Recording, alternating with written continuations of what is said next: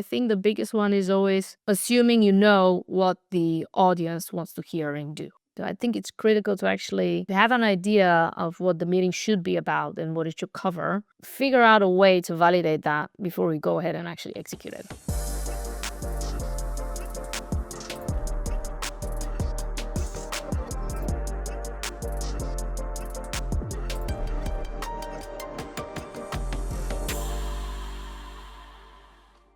Friends, welcome back to another edition of Vision to Vibe, the show where we get inside the minds of business leaders and creators and talk to them about how they're creating great experiences and shaping the future of B2B marketing and B2B experiences. And I'm here actually with a longtime friend of mine, former colleague, Iliyana Stareva. Iliyana's joining us from Europe. And Iliyana, thanks so much for grabbing a little time with me amidst your busy schedule to talk about how you do some of the things that you've been doing. Thanks so much for having me, Nick. Thrilled to be here.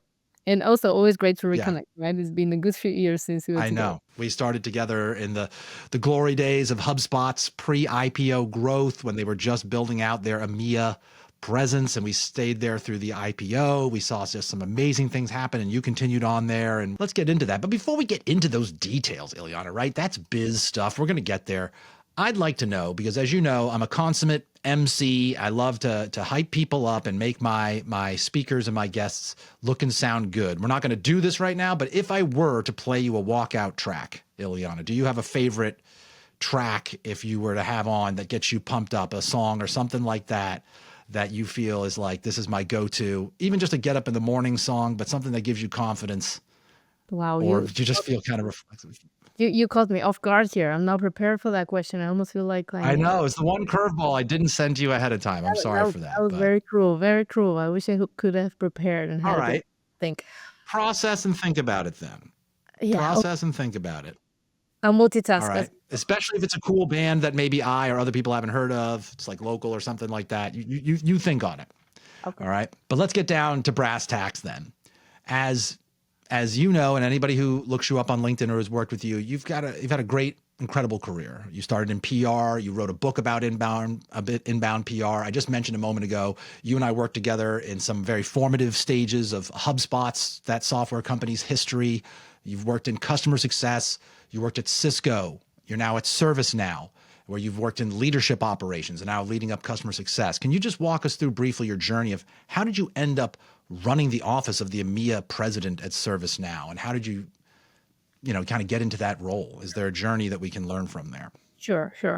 And I think it all comes down to personality, right?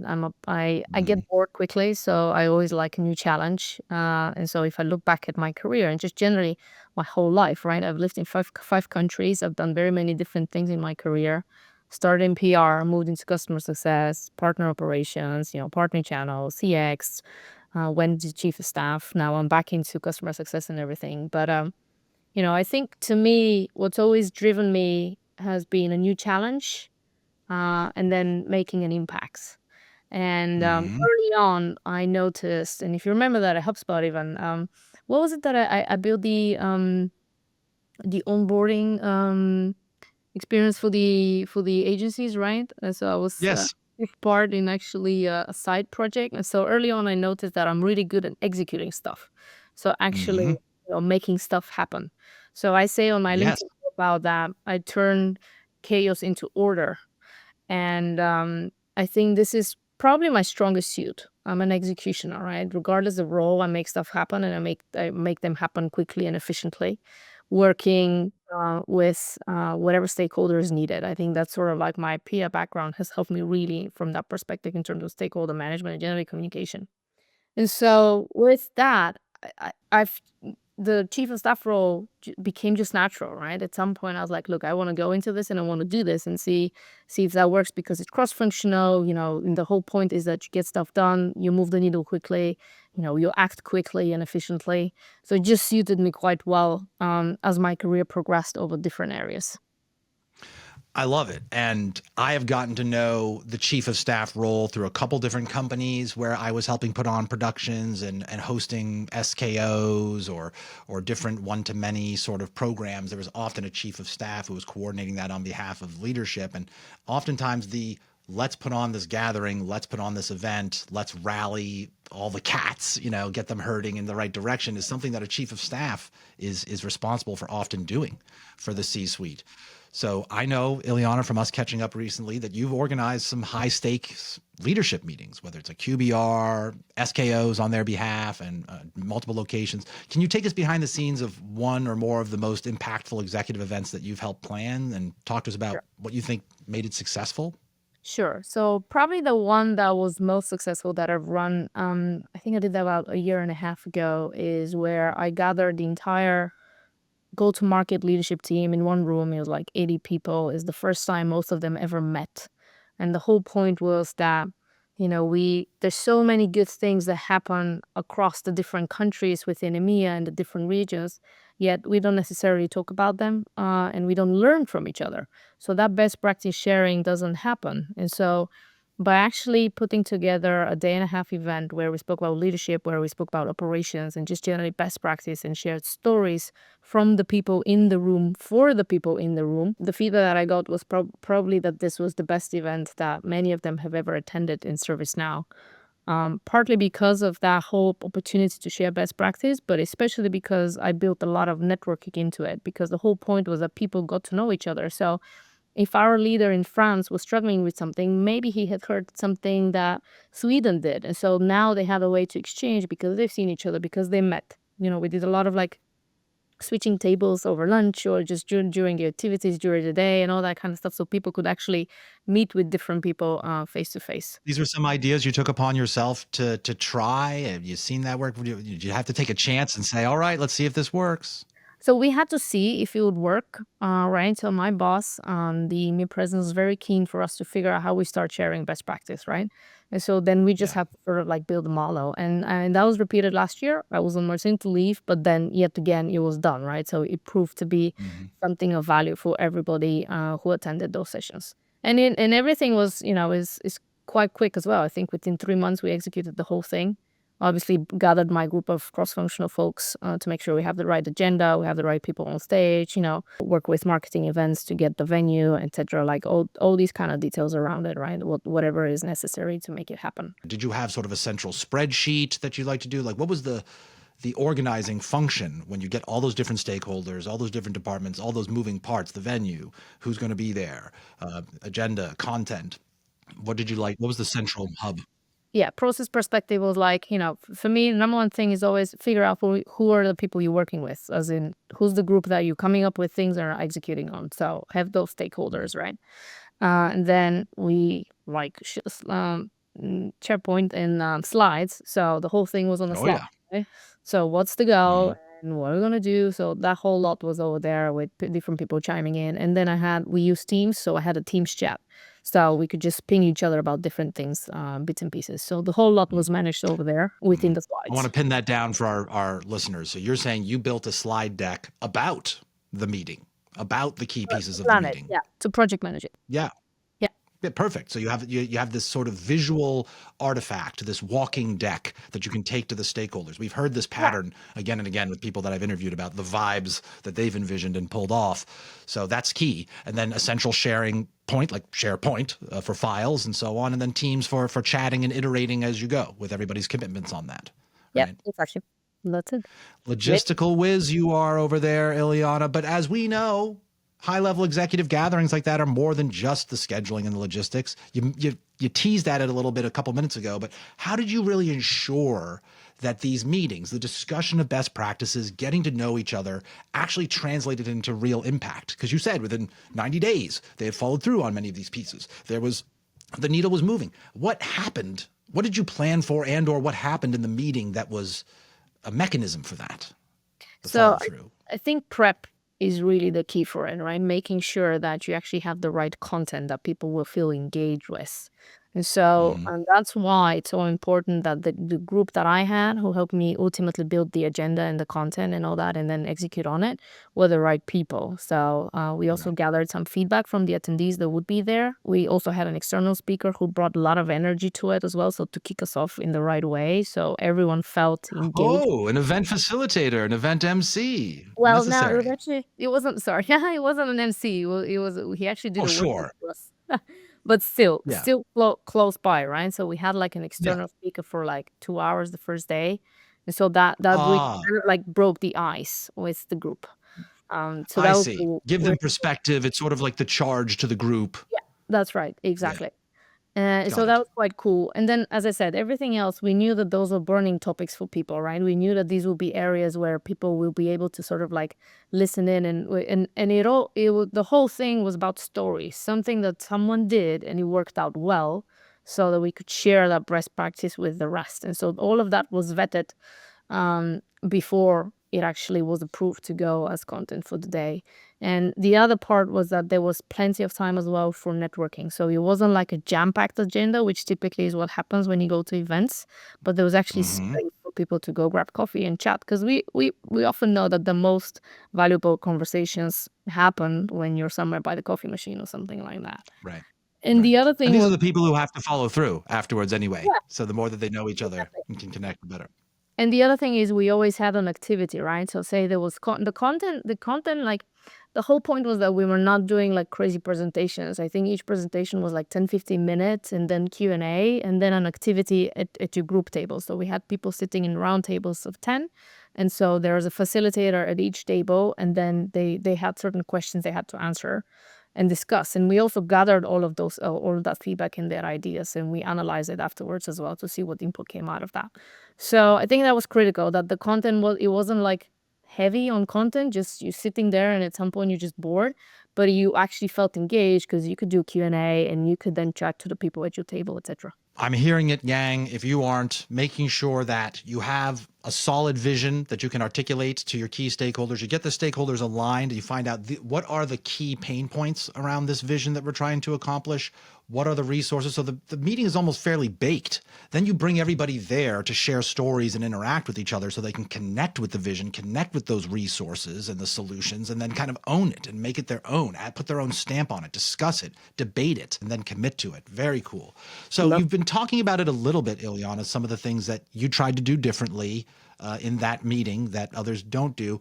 Do you just want to touch on what are some things that people consistently get wrong about executive events or these types of leadership meetings? Is it just too much PowerPoint, not enough networking? Is that the biggest one? Or So these certainly, but I think the biggest one is always assuming you know what the audience wants to hear and do. Um, so I think it's critical to actually, if you have an idea of what the meeting should be about and what it should cover, figure out a way to validate that before we go ahead and actually execute it. That's the number one thing. right. Which should be easy. If you're confident that you're heading in the right direction, you ask your key stakeholders to sort of buy in on the agenda. That Or sometimes doesn't always happen. if you don't know, get the feedback as well beforehand, right? Like even now, that reminds me, for that particular meeting, we did a survey beforehand and we asked people, what topics do you want to hear about? Well, what's critical to you in your business. Mm-hmm. And asking them straight up, and that can be done via a survey if it's not possible to get right in front of those people or have somebody ask them straight up. I wonder, because I've always valued your perspective being there based in Europe, and you have worked, as you've said, across multiple companies, global companies with a presence in multiple continents. Was there any sort of surprising cultural difference in how you have found business events successfully are run in Europe with those executives versus maybe ones you've been a part of or seen done in the US? Anything like that stand out? So the number one thing that stands out to me when it comes to difference between doing business in the US and doing business in Europe is US is very opportunistic. So we jump on the opportunity and we figure it out later. Whereas in Mm-hmm. Europe, people are a lot more skeptical and they'll want to validate it and review it before they make a decision. So I think Mm-hmm. just generally things move a little bit faster in the US just because of that cultural um, curiosity or just openness to try something new. It's not that we don't have it in Europe. It's just that we take a few more steps to validate that this is really the right decision we're making. Mm-hmm. Well, it seems that your meeting approach that you've described can kind of cover both channels. All right, we have a great opportunity. Let's meet on it. Let's get commitment. Let's make action. But your approach is to check with the stakeholders, make sure that this is what they want to be discussing ahead of time, giving them opportunities to discuss it as a group or in smaller tables, and then also by the coffee machine, and making that commitment. It sounds like you strike that nice balance. Yeah, Did thank you you. find that? Yeah, definitely. I think so. Excellent. So you would do it again. You would run that playbook again. I would, yeah, I would repeat it. I think it was a successful playbook, and, luckily my team they did run it again last year. I was just on maternity leave and couldn't live through it, but they did it. Well, that must be nice. You could be out on maternity leave, you come back, and they kind of ran a similar playbook and got an equally good result from Yeah, another gathering and I like was that. super happy to That's hear. excellent. I was really, really happy. Well, like you said, you are used to creating order out of the chaos and tackling those multiple different processes and stakeholders and bringing them together. But if every company listening here had to adopt just one process to instantly improve their gatherings, their meetings between their C-suite and their direct reports and their leadership, what might that be, you think, from your opinion? Thoughtful agenda. Fortunately, I find myself in plenty of meetings where I'm like, "Why are we even meeting? We can just do this over email or Teams and save ourselves time." Or not a Mm-hmm. clear purpose for the meeting, and so you're there for, like, 45 minutes, and in the end, you don't know what you achieved. So, Yes. every company will be much more efficient in every aspect if meetings were held for true purpose, with the right people in it, with proper follow-up, like, with just generally with an agenda instead of, "Let's just do a meeting." And why aren't people doing that more often, you think? You've been a chief of staff. You understand maybe some of the inertia or forces that might be Yeah. against that type of thing? I mean, I'm not a fan of having a meeting for the sake of a meeting, right? I think it's just easier um, and faster to drop a meeting onto somebody instead of sit back, think through it. Just we live in such a busy culture, especially in a tech company. You know how it is, Nick, right? Like you're running on Yeah. full speed, and so we Yes. don't really have the time to think, and I think that's the major problem. Hmm. And I feel that good meeting facilitators, which chief of staff is certainly one at times, are the ones who will create that space, who will stand up for the need and the ability to plan ahead, to think it through. And what I'm hearing from you is that those executives who followed your plan, who bought into the agenda, shared their stories, got vulnerable, and interacted with each other, they were grateful that somebody chose to kind of break out of their sort of gut reaction of how to maybe tackle something and do it in a more thoughtful way. I love that. I feel that for all of us who have to organize meetings like this, the enemy is somebody thinking, like you said, why couldn't this just have been an email? Why couldn't this just have been a recording, a video? Nobody's getting to talk or interact here. We're just receiving information. Why are we all here? So what you've described is not that at all. Everybody is sitting and they're informing the agenda ahead of time. They're discussing it together as a group in small groups, and they're given chances to have their own micro meetings and micro engagements and stuff like that throughout the session. Excellent. So I feel like we've covered a lot for chiefs of staff, those who are beholden to chiefs of staff. They can learn from your perspective here, Iliyana, no matter what side of the globe that they're on. During the time that we've been waxing reminiscent about those types of successful events, did you think of what maybe your walkout track might be or your pump up song? Anything come to mind now? I didn't manage to multitask to that. I have to come back to you about that. I There's lots of songs and everything, but I'm more of a I like my chill out house type of music. So I need to think about my stage presence, right? What could be that bang on I'm song. into that. Just to get music nerdy on this, because I often like to think of these types of things. It's sometimes good, especially if you're not sure of who the audience is. Will they relate to certain artists or known songs? Go with some chill instrumental beat. Maybe So there's just something that's just got a mood to it versus a recognizable lyric or song or artist how about I to it. shoot that back at you, Nick? Because you're obviously creative, and as a great MC, you might have a good idea of how would you make me stand out on stage? What do you think would That that would be? be my answer, though. For someone like you and oftentimes we get answers like that. I've said part of what I do is help queue up, AV queues and stuff like that for live or virtual events. And I'm often asking executives, chief product officers, CEOs and stuff, hey, you get your moment in the sun. We want to create a vibe about what you're about. And they often say, I don't know. Well, okay, I guess that's on me then. But no, I would actually go for more of an instrumental, something that just exudes the mood of the event, professional, high energy though. It's got some weight to it, some bass in there. There's some stakes here. So stuff that kind of you'd feel like you'd hear in a lounge, a nice club, an upscale sort of restaurant or something in the city, And the bass. but probably not recognizable. Yeah, exactly. Something a little bit like that. I would hit you with some ambient, but something like that. would be my default then. And I still think it would get the point across. We're serious, it's business, but we're excited. Let's make something happen. We're going to want some momentum out of this session, that type of All thing. right. So then maybe So let me follow up with a song or two, and then after a podcast, you can listen to them, see if they fit, and then build it into. How about that? please, I'll put it in the show notes for sure. That's good. We'll have sort of it's a follow-up resource that adds to the conversation. I love it. Well, Iliyana, my friend, I wish you the best of luck in your continued role in leadership over at ServiceNow. And thank you again for sharing what it's like in the trenches, rallying some of the highest level executives in a major global corporation to be vulnerable, to share with each other, to buy into an agenda, and to really do in such a way that they can drive effective change within just a couple of months of doing that. And organizing it in a way that you can give it to other team members to execute it even when you're not there afterwards. Absolutely. That's quite an achievement. And thank you for sharing some of the ingredients and the play-by-play of how you made that happen. Amazing. Thank you so much for having me, Nick. It's been a pleasure. All right. That's Iliyana Stareva, folks. Please look her up on LinkedIn. She is prolific. She's a thinker. She's publishing. She's sharing what's going on inside her company and what she's up to. It's exciting to watch. And if you are not already a subscriber of the show, please do so you can hear of more of these conversations with more leaders as they come up. Thanks again to Iliyana, and we'll see you all on the next episode.